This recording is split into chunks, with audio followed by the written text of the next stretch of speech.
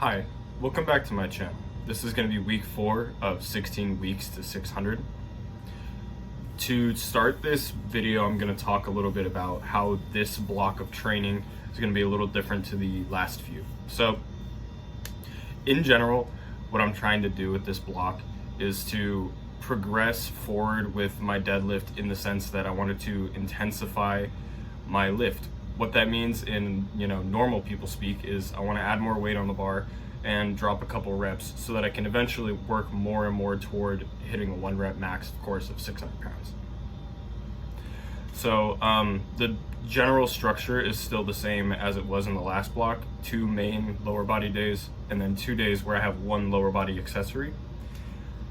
Now on day 1, I have my main heavy work that's sort of like how I'm going to be maxing.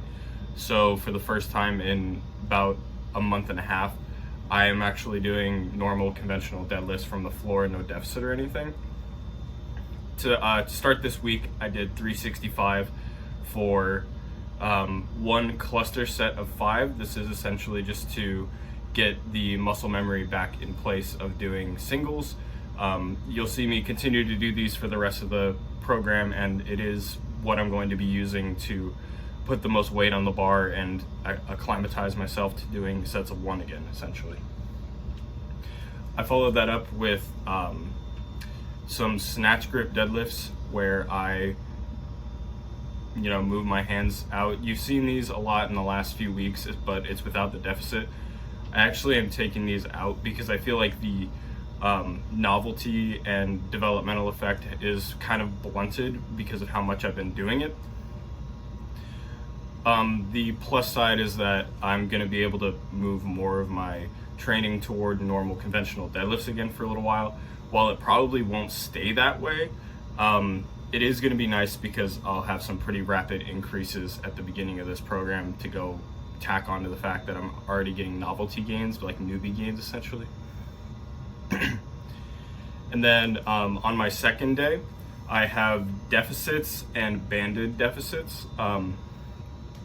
This day, I also am going to be doing a max effort variation in the future, but considering as how I'm not adapted to doing heavy deadlifts at all, my max effort work this week and next week is essentially just going to be doing a grip 1 rep max where I do a double overhand deadlift of some form and see if I can hit some PRs there. I jumped the gun a little bit and went straight from 315 to 405 here, and I did not get 405, but I'm pretty sure I've got something like 385 there. So, I mean, we'll see how that goes. Now, as far as the actual sets and reps of useful work goes, I did 3 sets of 5 with 345 pounds on the deficits. I've always been a big fan of deficits. I'm not as big of a fan as I once was because I think the snatch grips have a very similar effect as far as making you stronger off the floor. However, deficits are still a great option, and of course you can always combine them like I do. Now, I follow these up with banded deficits. Now, this is essentially how to make your deadlift as hard as it can be 101.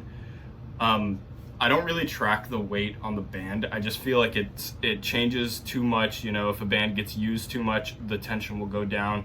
If you have the band lined up in a slightly different place, the tension changes. So what I try to do is I try to set it up in roughly the same way every time, and then I track the weight that's actually on the bar.